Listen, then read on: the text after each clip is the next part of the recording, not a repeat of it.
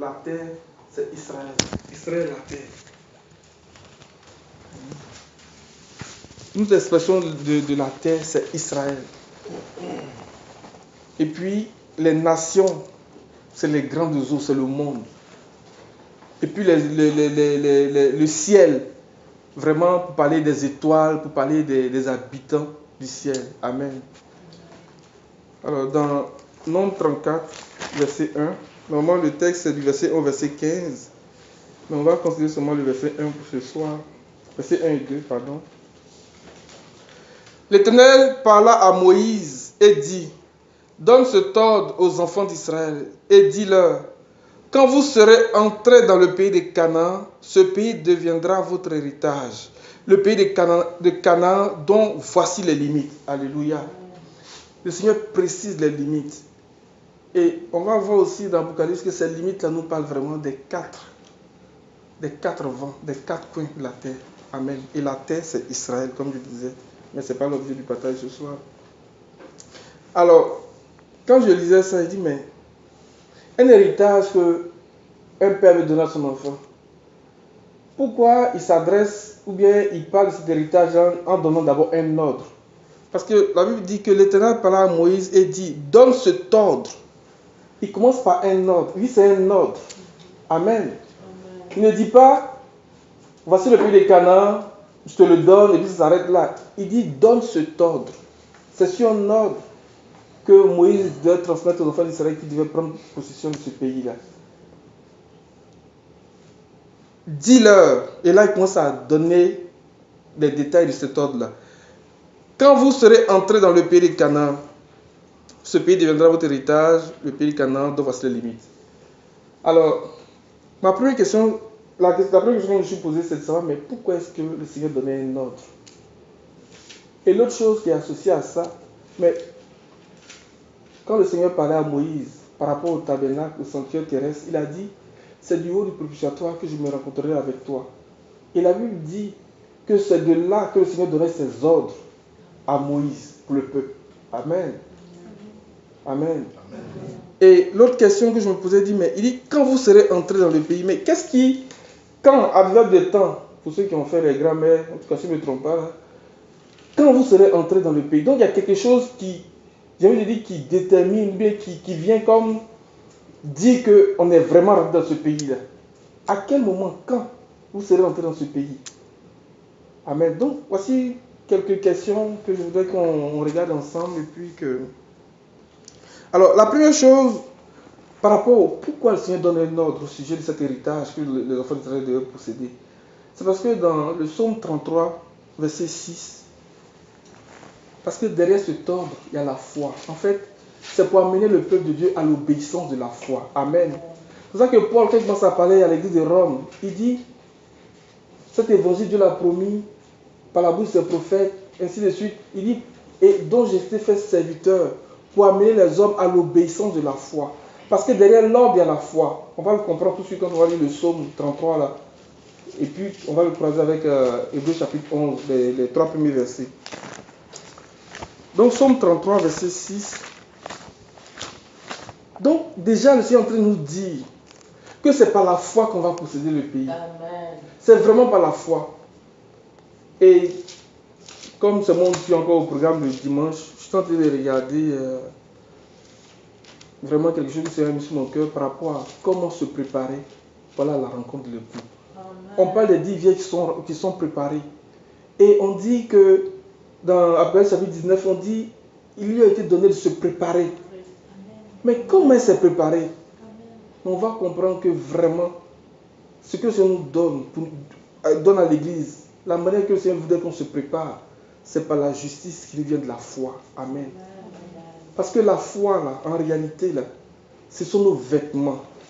Ce sont vraiment nos vêtements.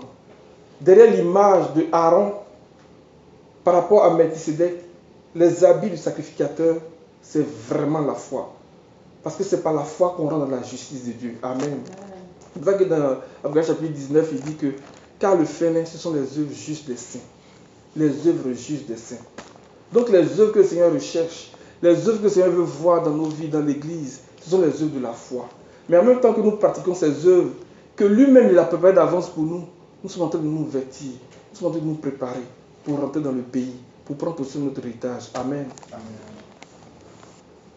Donc le psaume 33, verset 6, celui qui a trouvé pour faire la lecture. Psaume 33, verset 6. Les cieux ont été faits. À partir du verset 6. Les cieux ont été faits par la parole de l'Éternel, et toute leur armée par le souffle de sa bouche. Il amoncelle en un tas les eaux de la mer, il met dans les réservoirs des abîmes, que toute la terre craigne l'Éternel, que tous les habitants du monde tremblent devant lui, car il dit et la chose arrive. Il ordonne et elle existe. Amen. Il ordonne et elle existe. Le Seigneur donne un ordre. Il dit, donne cet ordre aux enfants d'Israël. L'ordre que le Seigneur donne là vient susciter en nous la foi. Parce que c'est par la foi que nous croyons que le monde a été créé par la parole de Dieu. Que les choses visibles n'ont pas été faites à partir de... Ce que nous voyons n'a pas été fait à partir des choses visibles, mais à partir de la parole de Dieu. Et c'est ce que Hébreu nous explique à partir du verset 1. Il dit, il ordonne et la chose arrive. Amen. Il dit et elle existe. Donc c'est vraiment par la foi. C'est vraiment par la foi qu'on va rentrer dans ce pays-là. Amen. Amen. Hébreu 11, à partir du verset 1.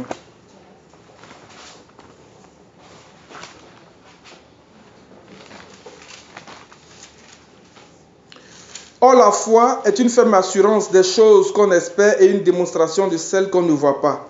Pour l'avoir possédée, les anciens ont obtenu un témoignage favorable. Verset 3.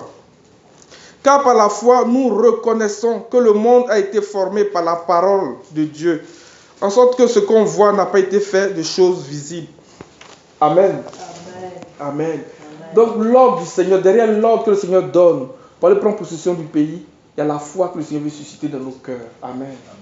Et puis on va lire Romains chapitre 1. Là. Alors ce que le Seigneur attend de nous, et comme nous tous d'ailleurs, quand on donne des ordres à quelqu'un, à nos enfants, on s'attend à ce qu'ils obéissent. Et le Seigneur veut que nous obéissions à la foi.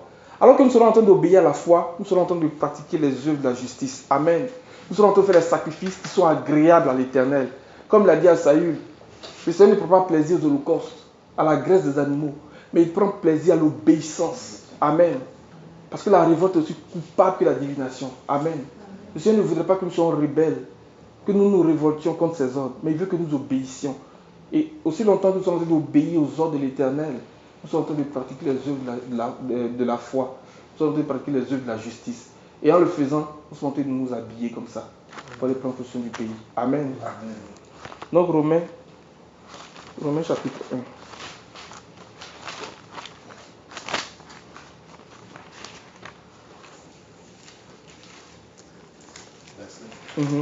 À partir du verset 1. Paul, serviteur de Jésus-Christ, appelé à être apôtre, mis à part pour annoncer l'évangile de Dieu qui avait été promis auparavant de la part de Dieu par ses prophètes dans les Saintes Écritures, et qui concerne son fils né de la postérité de David selon la chair et déclaré fils de Dieu avec puissance selon l'esprit de sainteté par sa résurrection d'entre les morts. Jésus-Christ, notre Seigneur, par qui nous avons reçu la grâce et l'apostolat pour amener en son nom à l'obéissance de la foi tous les païens, parmi lesquels vous êtes aussi, vous qui avez été appelés par Jésus-Christ, à tous ceux qui, en Rome, sont bien-aimés de Dieu, appelés à être saints, que la grâce et la paix vous soient données de la part de Dieu, notre Père, et du Seigneur Jésus-Christ. Amen. Pour amener en son nom à l'obéissance de la foi tous les païens, parmi lesquels nous tous aussi nous étions. Le Seigneur veut que nous obéissions à la foi. Aussi longtemps qu'on va obéir à la foi, on va commencer à rentrer dans le pays. Il va nous donner les manières de rentrer dans le pays.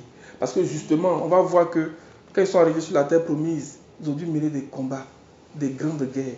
La Bible même dit que les combats que Jésus a menés ont été de longue durée, comme tous ces peuples-là. Amen. Et c'est comme ça qu'ils ont délogé les nations qui occupaient les terres. Et plus tard, Hébreu aussi nous explique comment la foi nous amène à renverser des royaumes, à faire ainsi de suite. Alors, pourquoi on a lu Romains là? Parce que les ordres que Moïse recevait du Seigneur, il y avait le voile qui les séparait. Quand Paul commence à parler à l'église de Rome, il dit que cet évangile avait été promis. Amen. Cet ordre avait été promis. Mais c'était caché, c'était le mystère de Dieu. Mais que le Seigneur lui-même a révélé à ses saints, à ses apôtres. Amen. Et Pierre qui va expliquer que justement, le rôle des apôtres, c'est de nous enseigner les commandements de Dieu, c'est de nous enseigner les ordres de Dieu. Dans 2 Pierre 3, les apôtres, là, leur rôle, c'est de nous révéler ces choses-là. Parce que c'était caché. C'est pour ça que dans Nombre 7, 89, on dit que quand Moïse allait parler à l'Éternel, il ne voyait pas, mais il entendait la voix qui lui parlait. Mais Moïse, il rentrait dans la tente d'assignation. Alors quand on parle de la tente d'assignation, c'est au niveau du lieu saint. On ne parle pas du lieu très saint. Parce que quand on parle de la tente d'assignation, c'est vraiment du lieu saint au parvis. Là. Les gens pouvaient rentrer, les sacrificateurs pouvaient rentrer dans le lieu saint. Le peuple pouvait rentrer dans le parvis. Mais ça se limitait à ça. La tente d'assignation, c'était ça. Les gens pouvaient quand même rentrer un peu. Mais dans le lieu très saint, c'était le souverain sacrificateur qui rentrait. Et même Moïse, il ne rentrait pas. Il restait en dehors du voile et il parlait avec l'Éternel du haut du propitiatoire. Et il entendait la voix lui parler, mais il ne voyait pas de visage. Amen.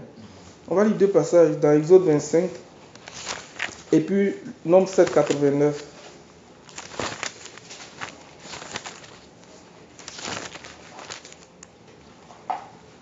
À l'université, on a commencé vraiment depuis un certain moment à regarder un peu le parcours depuis l'extérieur du camp jusqu'au lieu très saint. Parce qu'aujourd'hui, le lieu très saint nous est accessible. Il n'est plus caché, il n'est plus voilé. Par le sacrifice de Christ, le lieu très saint nous est accessible. Amen. Et nous avons la possibilité d'y entrer. Et justement, il faudrait que nous commencions à soupirer après les messages qui nous viennent du lieu très saint. Amen. Parce que tout à l'heure, on va voir que quand on regarde la tente d'assignation et puis on regarde le lieu très saint, on voit qu'il y a deux niveaux d'enseignement. Parce que les pains de proposition parlaient de la manne. C'était une préfiguration aussi de la manne. Parce que les gâteaux qu'ils faisaient là, c'était à partir de la manne. Ils ramassaient la manne, ils broyaient, et ils obtenaient de la farine. Et c'est avec ça qu'ils faisaient les gâteaux pour les pains de proposition. Amen. Donc derrière ces gâteaux-là, il y a l'expression de la manne. Mais que la nourriture encore pour les gens qui ne sont pas encore des hommes faits. Amen.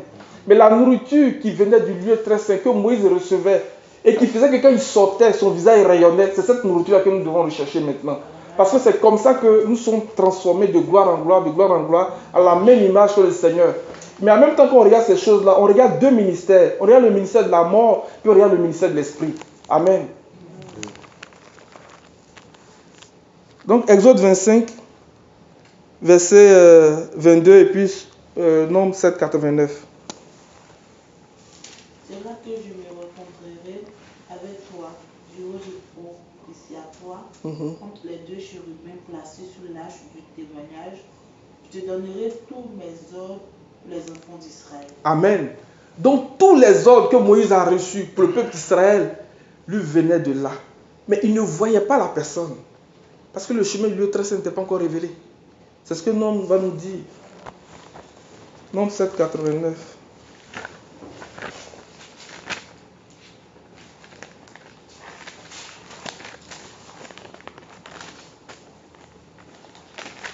Et quand Moïse entrait dans la tente d'assignation pour parler avec Yahweh, il entendait une voix qui lui parlait du haut du propitiatoire placé sur l'arche du témoignage entre les deux chérubins. Et il lui parlait. Et il parlait avec l'Éternel. Amen. Et quand on lit les Écritures, la Bible dit que le Seigneur siège entre les deux chérubins. Amen. Il siège entre les deux chérubins.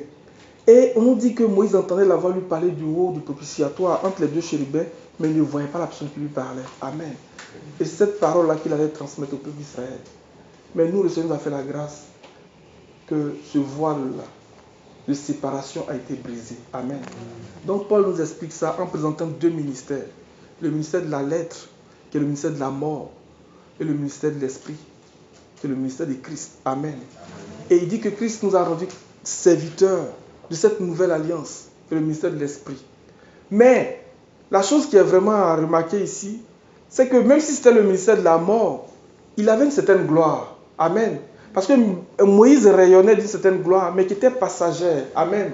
De la même manière que les peines de proposition étaient renouvelées, de la même manière que la manne était renouvelée, c'est ça qui traduisait le fait que ce qui est passager là, il faut qu'on se débarrasse de tout ça. Amen. Il faut qu'on laisse ce qui est de l'enfant. Comme l'auteur des Hébreux nous le dit. Il faut qu'on laisse ce qui est de l'enfant. Amen. Alors, on va regarder 2 Corinthiens 3 un peu.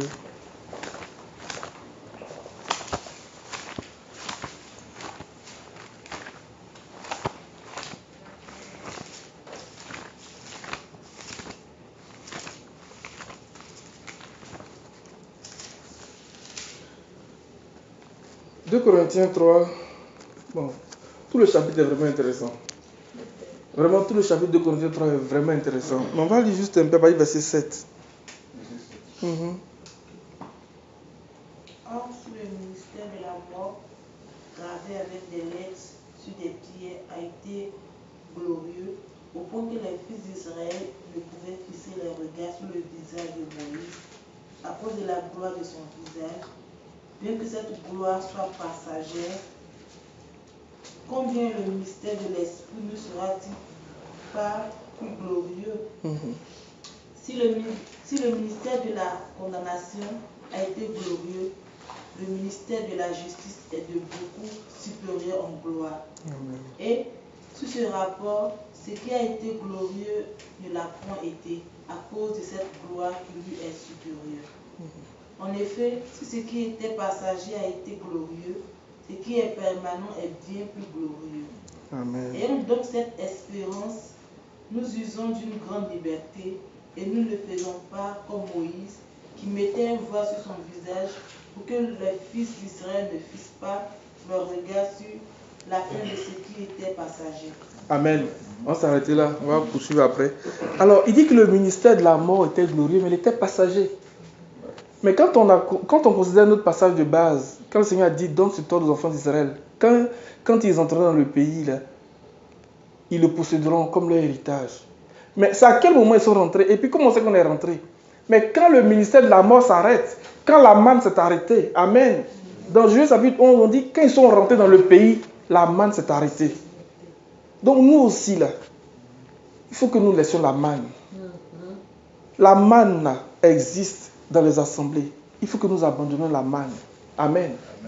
Parce qu'il faut que la manne s'arrête. En ce moment-là, on va commencer à rentrer dans le pays. On va commencer à manger des fruits du pays. Amen. Amen. On va regarder ça dans Juge chapitre 5. Parce que la manne nous parle de l'enfant.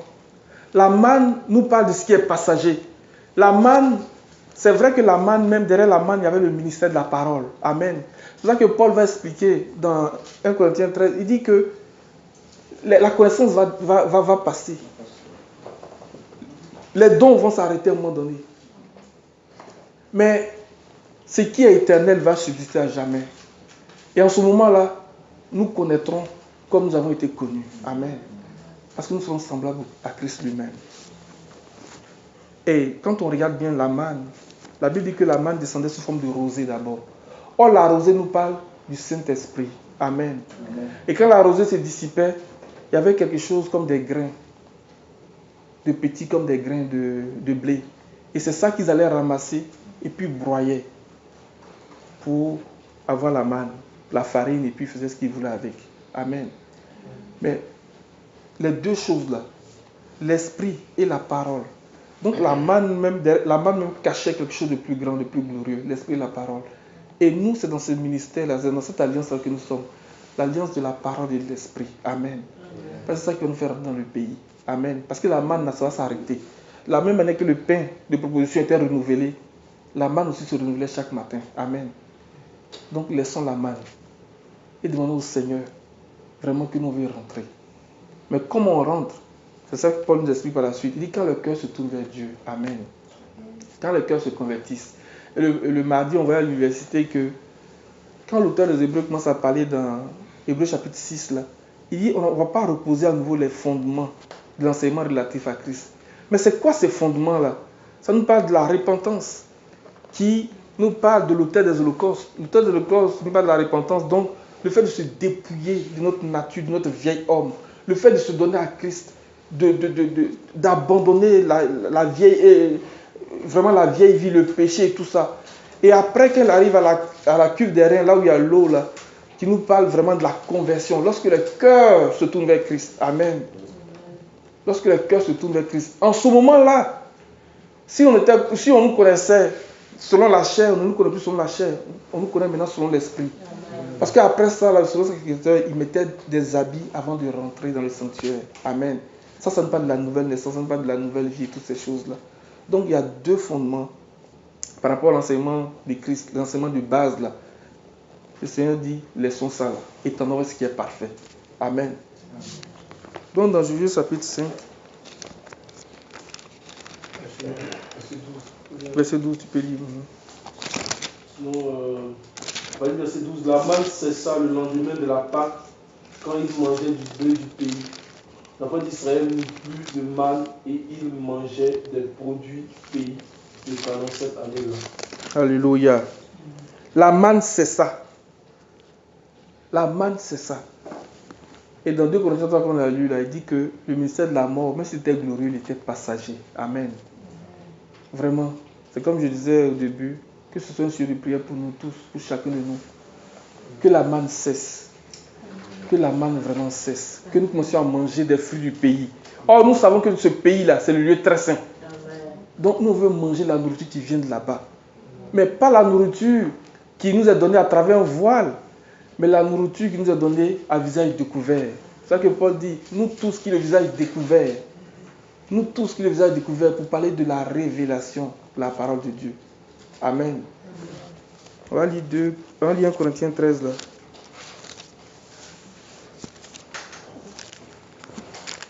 On va dire verset 8. L'amour ne périt jamais.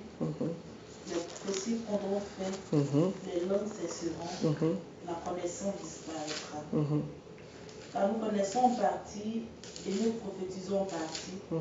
Mais quand ce qui est parfait sera venu, ce qui est passé disparaîtra. Lorsque j'étais enfant, je parlais comme un enfant, je pensais comme un enfant, je raisonnais comme un enfant. Lorsque je suis devenu homme, j'ai fait disparaître ce qui était de l'enfant. Amen. Donc la manne là, c'est pour les enfants. Donc on pense comme un enfant, on parle comme un enfant, on connaît en partie, on ne voit pas bien, c'est pour les enfants. Amen. Le Seigneur veut que nous ayons la nourriture des adultes. Et donc, la manne que le peuple avait aussi, comme je le disais tantôt, derrière la manne, il y avait des ministères qui les accompagnaient. C'est pour ça que l'auteur de Paul va dire à Éphésiens, il dit que le ministère que Dieu a donné là, c'est pour le perfectionnement des saints. Jusqu'à ce que nous soyons parvenus. Jusqu'à ce que nous soyons parvenus. Jusqu'à ce que nous soyons parvenus. Quand on va rentrer dans le pays là, ça va cesser. Amen. Mais les ministères nous accompagnent. C'est pour ça que nous prions, nous supplions après le Seigneur, disons Seigneur, suscite des ministères au milieu de nous. Parce que s'il n'y a pas les apôtres qui sont rentrés dans le lieu très saint là, pour aller chercher les commandements, on va lire le passage de Pierre qui explique ça. Tu vas aller chercher les ordres que le Seigneur veut nous expliquer là. On va rester encore dans le lieu saint et puis on est là. Le plan de proposition va être renouvelé, ça va être renouvelé, et puis on ne va pas rentrer. On va entendre la voix, mais on ne va pas rentrer. C'est pas vous voyez ce que je veux dire? Que le Seigneur suscite des ministères au milieu de nous, qu'il ait pitié de nous, vraiment. Il dit jusqu'à ce que nous ne soyons pas venus à l'état d'homme fait. Amen. Donc continue ta lecture, verset 12. Verset 12. Aujourd'hui, nous voyons en moyen d'un miroir d'une manière obscure, mais alors nous verrons face à face. Aujourd'hui, je connais en partie, mais alors je connaîtrai comme j'ai été connu. Amen. Maintenant donc, ces trois choses demeurent, la foi, l'espérance, l'amour. Mais la plus grande de ces choses, c'est l'amour. Amen. Et nous savons que c'est l'espérance qui est rentrée derrière le voile. Amen. Là où Christ est rentré en tant que précurseur pour nous. Mais avant qu'il rentre là-bas, il a fallu que la foi soit là pour concevoir Isaac, pour concevoir Christ, pour que maintenant on puisse rentrer là-bas. Amen. Alors, donc quand on revient dans 2 Corinthiens 3 là, donc tout ça là pour dire quoi? Pour faire la prière que Paul a faite aux Philippiens, il a dit, ce n'est pas que j'ai déjà atteint le but, mais ce n'est pas que j'ai déjà atteint la perfection, mais je cours pour tâcher de m'en emparer. Et parlant de courir, C'est en ce moment-là maintenant qu'on va commencer à considérer les limites du pays. Parce que la limite du pays nous parle des peuples, nous parle des nations. Toutes les oppositions, tous les combats qu'Israël a menés jusqu'à ce qu'il rentre. Parce que le Seigneur a dit, voici la limite du pays. Quand vous serez rentrés là, voici... mais pour rentrer, il faut franchir les limites. Et ces limites-là constituaient des peuples, des nations. Mais nous savons, comme Pierre le dit, tout ce qui fait la guerre à l'âme, c'est ces choses-là que nous combattons. Amen. Et c'est comme ça qu'on franchit la limite du pays. Amen. Si le Seigneur nous fait grâce, comme je disais, on va voir chaque peuple autour, les limites là, qu'est-ce que ça veut dire. Vraiment, il y a beaucoup de combats dans nos vies. Mais tout ça là, c'est pour que nous ayons la foi. Ça vient forger notre foi.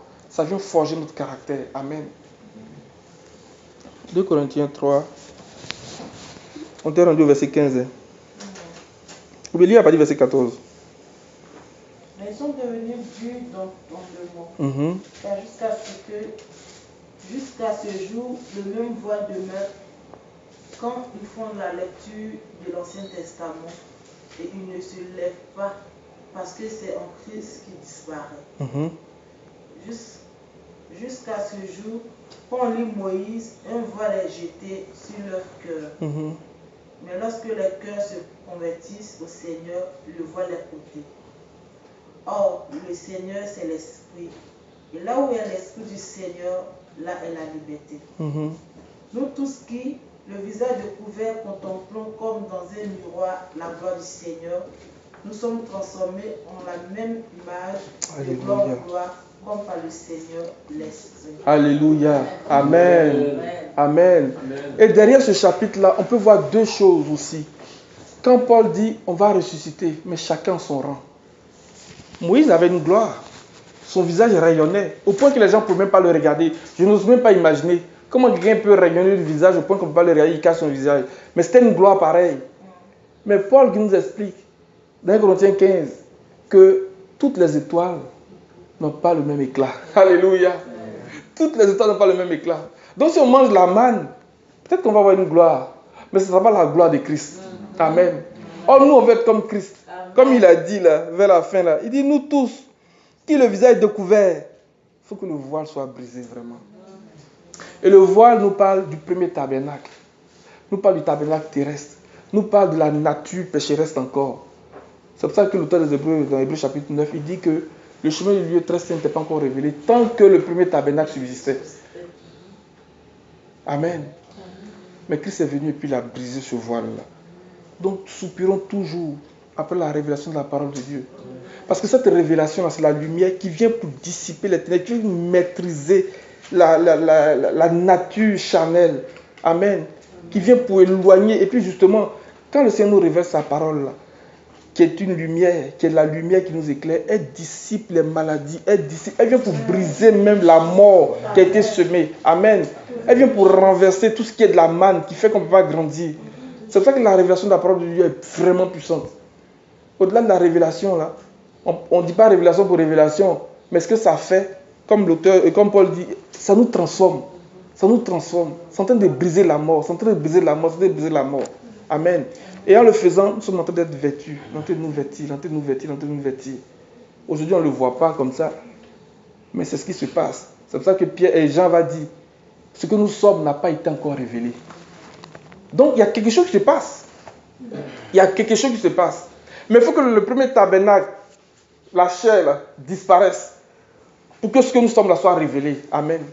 Et quand ça va être révélé, on va être comme Christ lui-même. Alléluia. Amen. Alors, c'est de faire la prière de l'apôtre Paul qui dit que c'est pas que j'ai déjà atteint le but, ou bien que je suis déjà arrivé.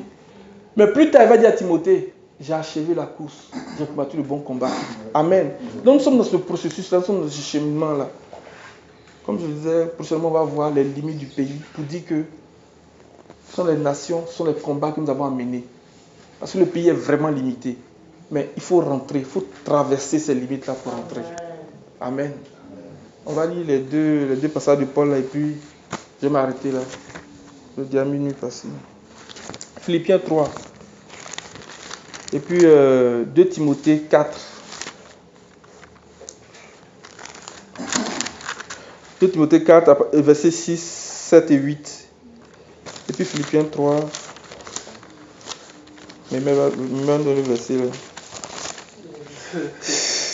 Ah ben, le verset 8.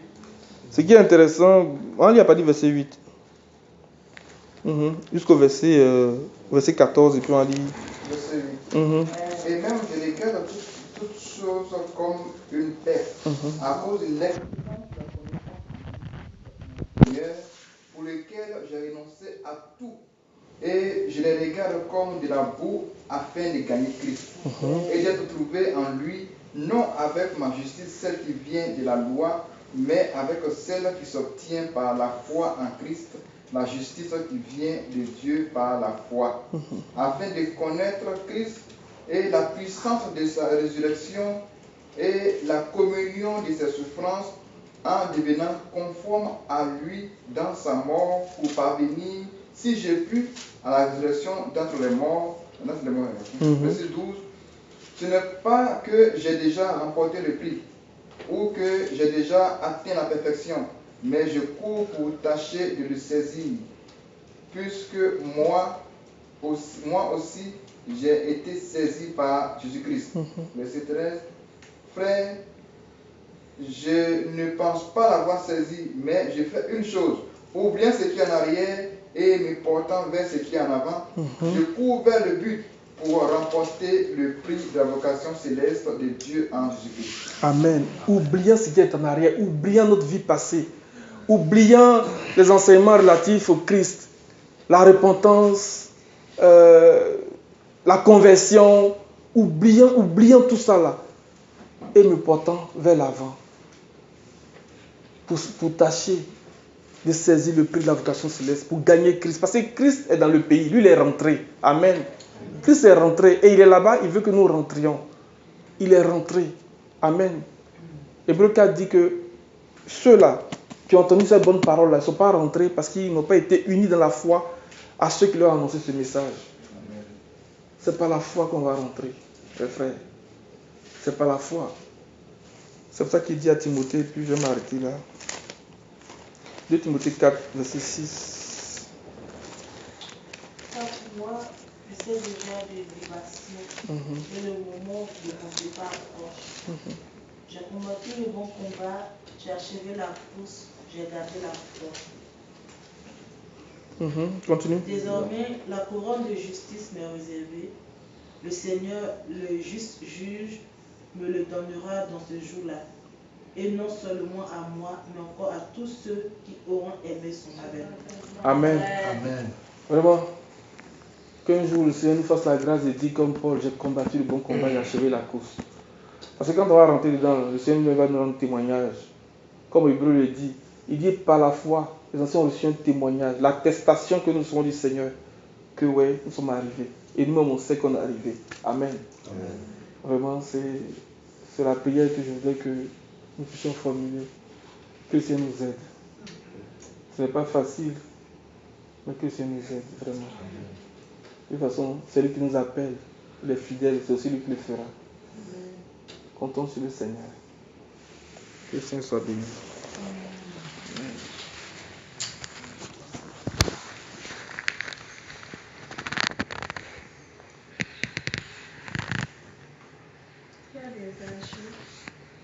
Que Dieu te bénisse, mon frère. J'aimerais qu'on lise deux versets encore là. Assez rapidement sur Hébreux chapitre 6. Hébreux 6. Ouais, verset 1 là. C'est pourquoi, laissant les éléments de la parole de Christ, tendant à ce qui est parfait, sans poser de nouveau le fondement du renoncement aux œuvres mortes, de la foi en Dieu, de la doctrine des baptêmes, de l'imposition des mains, de la résurrection des morts et du jugement éternel. Amen. La Bible dit qu'il faut qu'on tende à ce qui est parfait. C'est pourquoi on appelle le lieu très saint. Alléluia. Parce que c'est ce qui est parfait. Et si l'auteur des Hébreux nous dit qu'il faut qu'on tende à là, c'est parce que Christ a ouvert la porte. Alléluia. On dit qu'il a brisé le voile, là, il a déchiré le voile. Amen.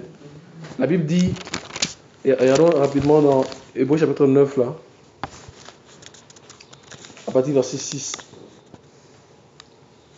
Or, ces choses étant ainsi disposées, les sacrificateurs qui font le service entrent en tout temps dans la première partie du tabernacle.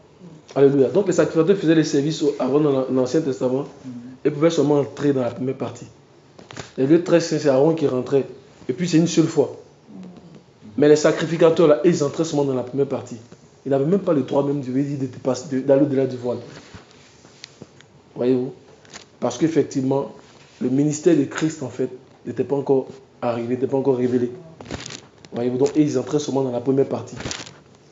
C'est pourquoi quand on lit dans Jean chapitre 6, à partir du verset...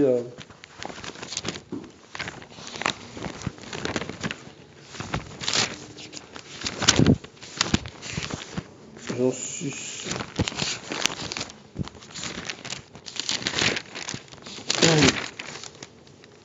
Regardons les versets...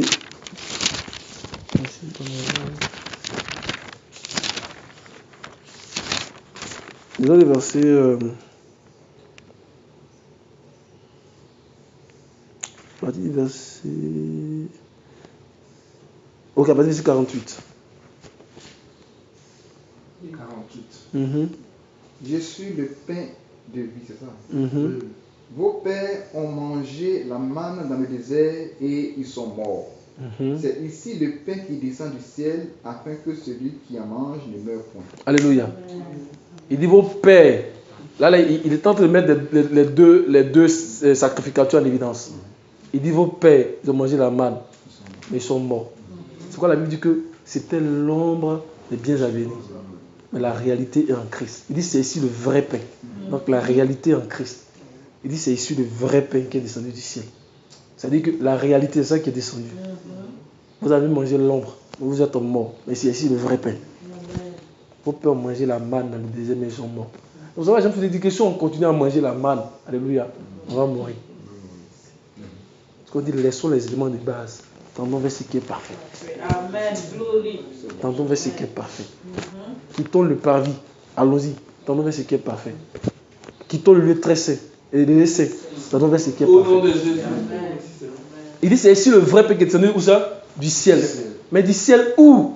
Le pain est dans le ciel. Il dit, le pain, Hébreux chapitre 6. Oh Seigneur.